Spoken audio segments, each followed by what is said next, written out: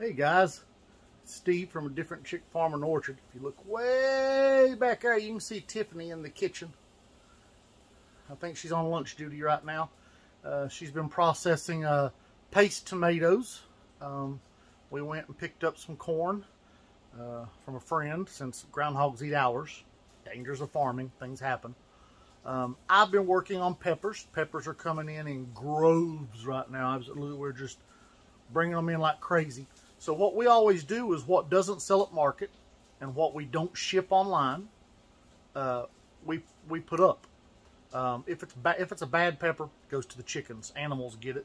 Chickens don't mind it at all, whether it's a super hot or whatever. Obviously, I don't give them a pure diet of super hot peppers, but they get everything. So I've been putting up peppers. Now, what we do when we put up peppers, we do them several ways. Pickling is Tiffany's responsibility. If we make cowboy candy out of it, we usually both do it as kind of a fun date night. We're weird. We will dehydrate peppers and put pods up. We also dehydrate peppers and make our own pepper powders and grill seasonings and rubs and so on and so forth. Our customers just really love it, and we do too. We got a new one called Ghastly Garlic. It has been a big hit. We like it a lot also. Tiffany's done cooked with it a couple of times, maybe 3 times now. And so it's really a good one. It's a ghost pepper garlic blend. Amazing. But anyway, so what I'm working on today is putting up peppers. I've got, as you can see behind me, we've got some super hot still need to be taken care of. I am finishing up the last basket of habaneros. This one is lightning habaneros. If you don't know what a lightning habanero is, I will show you. So, this is a lightning habanero. That's got a bad spot, but I'll just cut that off.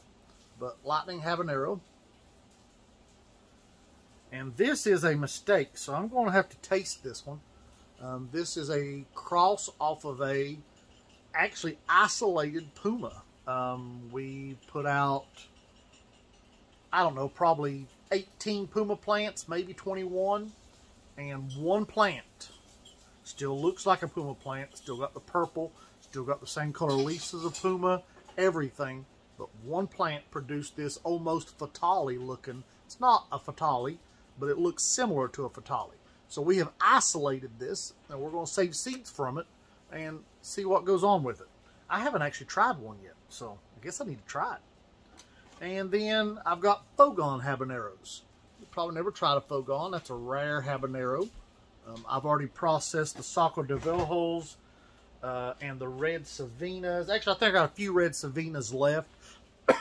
I dehydrated those. Sorry, I did not dehydrate. I made a hot sauce out of that. And so we still got to do those, and I still got to do the Pumas. And I just got a few red Savinas left, though. But I'm going to dehydrate what's left of them. If you had never tried it, the red Savina made an amazing habanero hot sauce, didn't it, Tiffany? It did. It was really rather good. I wished I'd made more of it now, because we'll probably blow through that pretty fast. But I did make 2 mango habanero hot sauces out of our Saco de Velhos. I was not impressed with the Saco de Velhos on their own in the hot sauce. Tiffany was not either. So we took the Saco de Velhos and blended them with mango, which we wanted to make a mango hot sauce, so it worked out. And then I added, in one batch, I added ripe red jalapenos. And the other batch, I added the ripe red jalapenos, and I added ripe red cayennes. So, balanced it out, gave it a really good flavor. Looking forward to consuming that this winter. But anyway, what do you say we try this? Should we try it now? Think Tiffany wants to come try it with us? Not until after lunch. She don't want to try it till after lunch. So maybe we'll shoot a different video. Me and Tiffany will shoot a video on this. I'll save back 2 nice ones. They all turned out pretty nice. Kind of what happens with hybrids. is they turn out real nice. So I'm going to put back 3 so we can do pictures and so forth. Sorry about that, guys. I'm going to get a drink. Don't know if it's what Tiffany's got going in the kitchen. You cooking peppers? Actually, yes. So that's what got me. She's slightly mustard gassing. I've got some sinus stuff going on, so. I figured it's monos, but I've got some sinus issues. It's that season for us, so. Anyway, so let me get you down here so you can see what we're doing. Okay, so guys, I wanted to let you see. I mean, it's simple, guys, but I wanted to let you see what we do. You know, a lot of work goes into these, and I'm pulling the stems off in case you can't see. A lot of work goes into these peppers that we grow. Some of us are growing them as a hobbyist. Some of us are growing a little bit more serious. We're a little bit more serious. We do have a business we run out of this, but it's also a lifestyle for us. It's what we enjoy. It's what we do. But a lot of work goes into this, so don't waste your product. There's different ways to preserve your food. We do not have a freeze dryer. That is another option. We use a dehydrator, and we pickle food, and we just flat out can food. And by we on the canning, I mean Tiffany tells me what to do and she cans it. So, but this stuff is, too much work goes into it to waste it, and it is so good. We have really got addicted to our own, and God bless you, Tiffany. thank you. But we really got addicted to our own seasonings, and we think it's so much better than most of what you can buy in the grocery store. There is some real good stuff out there on the market, specialty stuff that is awesome. But we like using our stuff. It helps us to avoid using much salt, which helps the blood pressure. But there's a lot of ways to preserve: drying, pickling, canning, freezing. Only problem, and we do some freezing, and I'll show you what we do on freezing later. Only problem with freezing is if you freeze a lot and the power goes out, you lose it all. And we definitely freeze. We freeze a lot of serranos and jalapenos, and definitely some super hots. But we also pickle, can, dehydrate, powder. You know, there's a lot to do. So all I do when I dehydrate, and this is not a necessary step, but I take and cut a slice in the pepper. And it's really more of just a cut than a slice. It helps it to dehydrate a little bit faster. And also, if I've got one, like, see, this one's a little dark on the end.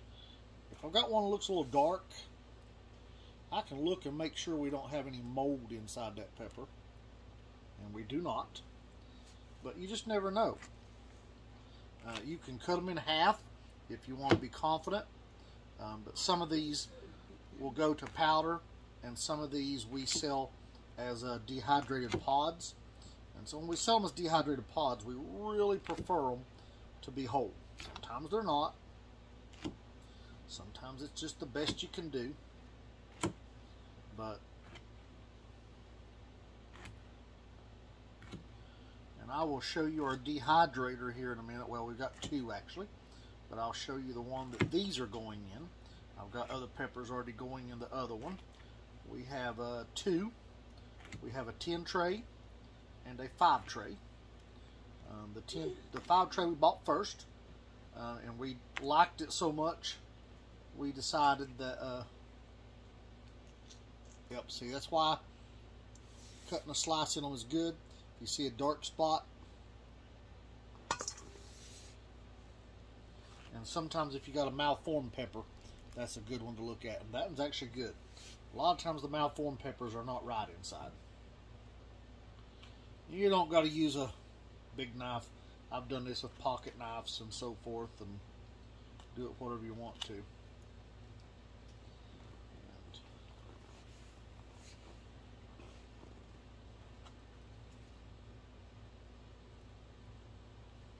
we got a 5 tray and a 10 tray. And these are the trays that go in. And I will just place these fairly close together, because if I spread them out, they're going to take up a lot more space in the dehydrator, and that's just wasted space.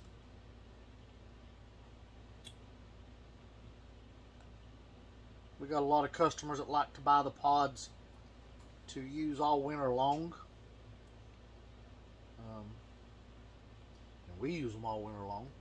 They like the dehydrated ones to make chilies and soups, and some of them crush them and put them on top of pasta, eggs, whatever you want to do with it. And we are certified organic, so it's an organic, fully organic product.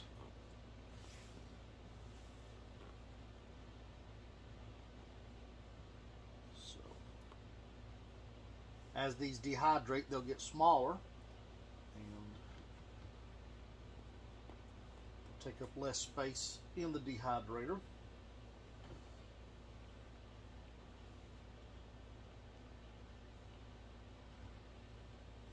So like so. Alright, so that was not enough. So let's pull some lightning halves out here. Some of these are a little dirty. I won't use the dirty ones because I'll need to wash them.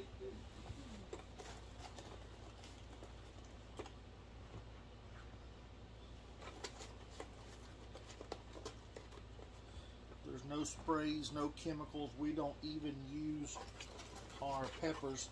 We don't even have this year for sure, and actually never in the past. We may at some point, but we've never even sprayed one thing on our peppers. Nothing. We do get some damage. This year we had some army worm damage, and that was sad.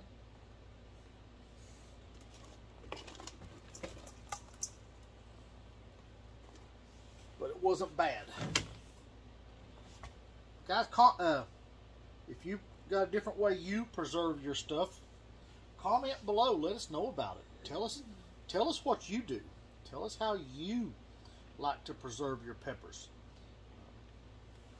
We also do, and I mentioned canning, but Tiffany also takes some of our peppers, and when we do our corn, when we can our corn, she does us some Mexican style with jalapenos, I think, and serranos. Happens to be jalapeno or serranos because we had more of those. Yes, let's use serranos this time because we had a lot of serranos. Our serranos are really kicking butt this year with production. We're really happy with them. Nice size, nice pepper. The ones we happen to be growing is from Johnny's, and it is Tiffany, you remember the variety? Santo Domingo Serranos. I recommend them. Highly recommend them. We also grow I'm going to pronounce this wrong, Tampiquino, which is an heirloom Serrano, but they don't produce nearly as well. It is not even close to the production of the Santo Domingo.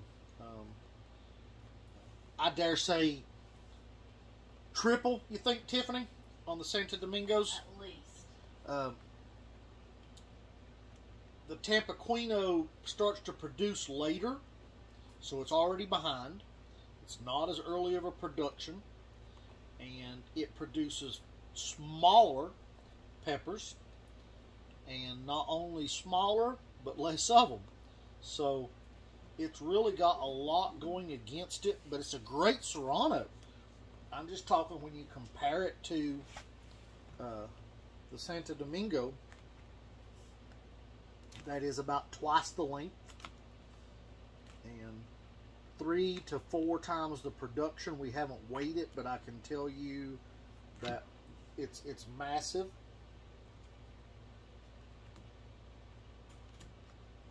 You know, we grow for food, we grow for preservation, we grow to sell, and we grow for flavor. So we take all this into account when we select the varieties we're going to grow.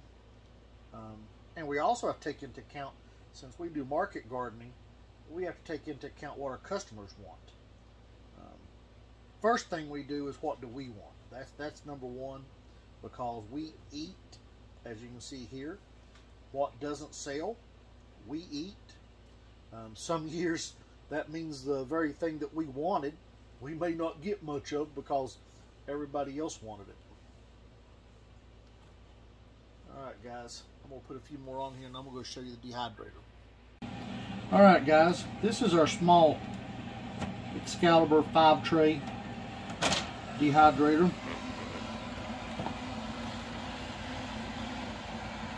I lied, 6 tray, ain't it? I thought it was 5. It should be 5. 1, 2, 3, 4, 5. Yeah, that's 5. That's 5. Yep. Didn't think I was wrong. So, and what I'll do, I'll come back and put a label on the front of this tray so we know what this is. And it's empty right now because we just pulled this one out of storage. Haven't used it yet this season, but well, haven't used it in a while. And I just cleaned it. And so we're putting it back into use. But with the peppers, I can't put one on every level because they're too thick. So I'll probably only get 3 trays in here.